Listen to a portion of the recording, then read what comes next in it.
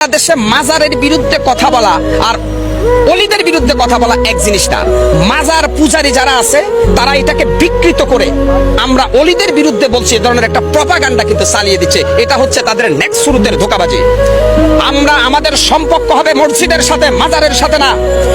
স্পষ্ট কোরআনে কারিমে আল্লাহ পাক ইরশাদ করেছেন কবরের উপরে বিল্ডিং বানানো যাবে না। আমি কি আল্লাহটা শুনবো নাকি এদেশের তথাকথিত নাস্তিক বুদ্ধিজীবীদের কথা শুনবো? আল্লাহ বলছে তুমি সত্যের বাণী যদি উচ্চারণ করতে পারো হিম্মত নিয়ে, তাহলে যদি গোটা পৃথিবী তোমার বিপক্ষে চলে যায় তুমি সত্য থেকে এক চুলো সরবে না। আজকে আমি হকার সাইফুল বলল, যদি আমি রাষ্ট্রের কোন দায়িত্বে আসতে পারতাম, আমি একদিন বেঁচে থাকতাম বাংলাদেশের প্রত্যেকটা মাজারকে ভেঙে মাটির সাথে গুড়িয়ে দিতাম। এতে করে আমার জীবনে কি হবে আমি সেটা দেখবো না। এই মাজার ভাঙ্গার সাথে আল্লাহর সন্তুষ্টি জড়িত। আপনারা মনে করেন মাজারে যিনি শুয়ে আছে উনি হয়তো আল্লাহর জান্নাতে চলে গেছে।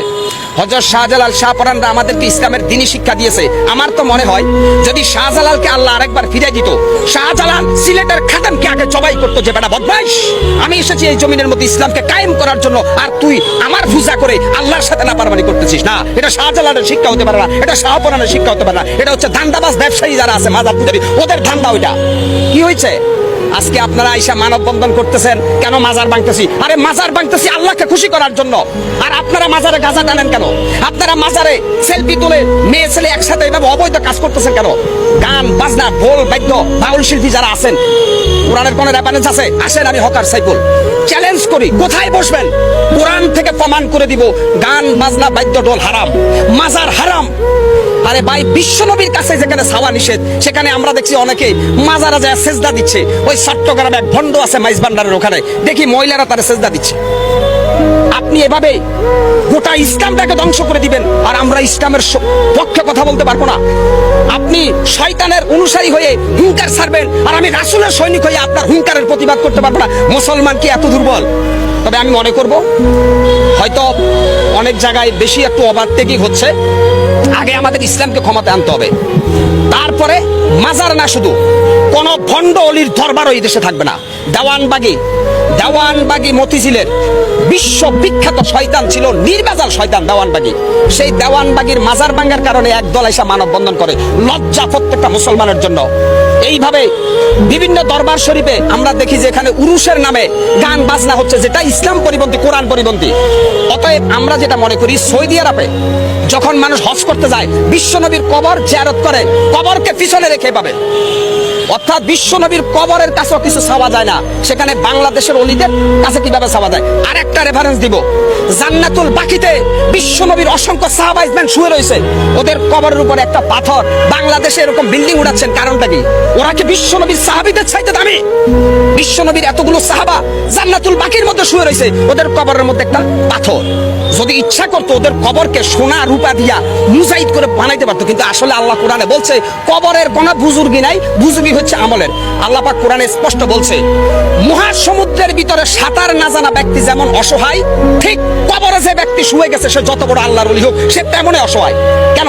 হাসরের ময়দান আল্লাহ কোরআনে স্পষ্ট বলছে আমাদের নবী মুহাম্মদ সাল্লাল্লাহু আলাইহি সাল্লাম ছাড়া প্রত্যেকটা নবী বলবে ইয়া নাফসি ইয়া নাফসি। তাহলে এই ভণ্ডদেরকে ওদের বাবা বা ওলিরা কিভাবে জান্নাতে নিবে? এই বেটা গাঁজাখোর, বেটা বদমাইশ, কোরআন নাই, হাদিস নাই, ফরকালের চিন্তা নাই, আইসাই কয় আমরা মাজারের ভক্ত। ওলি তোমরা মাজার ভক্ত, মাজার পূজারী, অলিদের ভক্ত না। তোমরা শাহজালাল শাহপরান আব্দুল কাদের জিলানের অনুসারী না, তোমরা শয়তানের অনুসারী।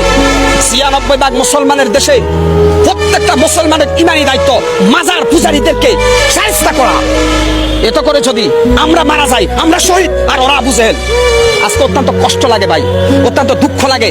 আজকে সোশ্যাল মিডিয়া থেকে শুরু করে এক ধরনের তেলবাজ সুশীল সমাজ বাইরেছে, মাজার ভাঙছে, আস্তাগফিরুল্লাহ আস্তাগফিরুল্লাহ। কেন মাজার ভাঙছে? আরে ভাই, কবরের উপরে বিল্ডিং ভাঙ্গার নির্দেশ দিচ্ছে রাব্বুল আলামিন আল্লাহ। আপনি কত বড় নাস্তিক বুদ্ধিজীবী, আপনি মাজার ভাঙতে নিষেধ করেন কেন?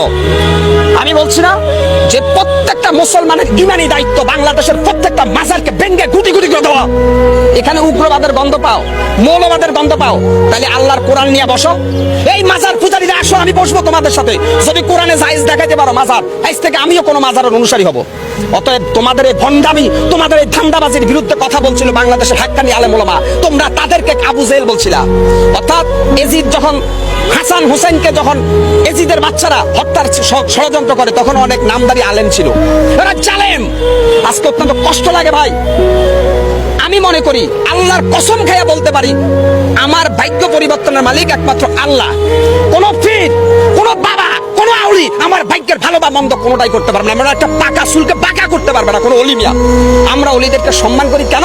তারা আমাদের জন্য ইসলামের সংবিধানকে রেখে গেছে, এই জন্য আমরা অলিদের সম্মান করি।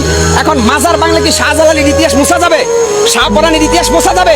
মাজারের সাথে শাহপরানের সম্পর্ক না, শাহপরান আর শাহজালালের সম্পর্ক আল্লাহর সাথে, আর মাজারের সাথে সম্পর্ক হচ্ছে খোদা তহিন নাস্তিকদের। মিয়া কেন আপনারা এখানে বারবার বলতেছেন অলিদের বিরুদ্ধে? শাহজালাল, শাহপরান 360 জন যে অলি আসছে প্রত্যেকের সম্পর্ক ছিল আল্লাহর সাথে। আর যারা মাজারের মধ্যে সেজদা দেয়, পূজা করে, এদের সম্পর্ক ইবলিস শয়তানের সাথে। এরা শয়তান, এরা বাটপার, এরা ধোঁকাবাজ। কি হচ্ছে? শেখ হাসিনা ফ্যাসিস্ট হাসিনার আমলে হয়তো কেউ কথা বলতে পারে নাই, কারণ শেখ হাসিনা গোটা রাষ্ট্রটাকে জিম্মি করে রেখেছে। আজকে আমি মুসলমান, যেই দেশে মুয়াজ্জিনের আজান শুনে সূর্য উঠে, যেই দেশে মুয়াজ্জিনের আজান শুনে সূর্য ডুবে, সেই দেশে কোরআনের পক্ষে আমি কেন কথা বলতে পারবো না? মাজার পূজারীদের কোনো দলিল নাই, আর যারা মাজার পূজারীদের বিরুদ্ধে তাদের দলিল আছে আল কোরআনের সংবিধান। সেই আল কোরআনের সংবিধান দিয়ে যদি বিচার করি, তাহলে মাজার পূজারীদেরকে আমরা প্রথমে সতর্ক করব, তারপরে তাদেরকে সুযোগ দিব, তারপরে তাদের বিরুদ্ধে অল আউট অ্যাকশনে যাব প্রত্যেকটা রাসূল প্রেমিক সৈনিকরা। আল্লাহ স্পষ্ট কোরআনে বলেছে যে খবরদার শিরক করো না, শিরক করবে না। আমার হায়াতের মালিক, আমার মওতের মালিক, সবকিছুর মালিককে আল্লাহ। এই বাটপারের বাচ্চারা আরেকটা ব্যাখ্যা দিচ্ছে আমাদেরকে যে উসিলা ছাড়া কোনো কিছু হয় না। আমরা যেহেতু গুনাহগার, ওলিয়া আউলিয়ার উসিলায় আল্লাহ আমাদেরকে একটু মাফ করে দিবে। ওই বেড়া বাটপার, ফজরের নামাজের সময় মসজিদে ঢুকা আল্লাহর কাছে হাত তোলা, আল্লাহ মাফ করবে। তোর এই ভান্ডাবাজি বাটপারি বন্ধ করবে না। কোন মৃত মানুষের উসিলায় দোয়া করার জন্য আল্লাহ নিষেধ করছে।